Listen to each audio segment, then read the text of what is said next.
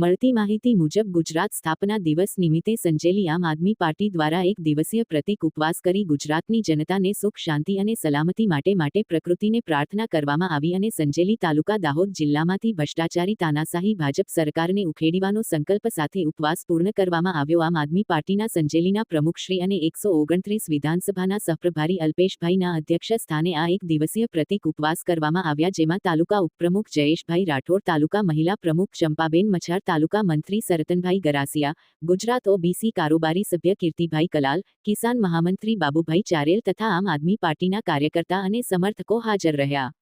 Reporter Kapil Bariya, Sanjeli. Gujarat સ્થાપના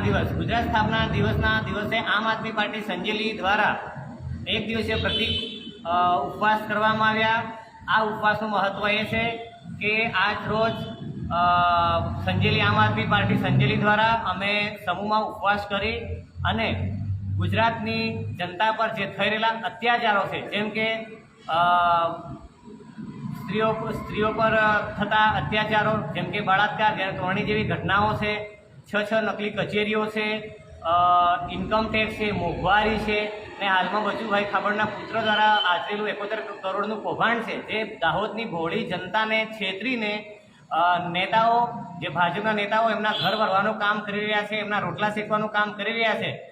તો એમને આ પ્રસંગે અમે કહેવા માંગીએ છીએ અને કુદરતને પણ ઉપવાસ કરીને પ્રાર્થના કરીએ છીએ કે અમને સદબુદ્ધિ આપે અને અમારી ગુજરાતની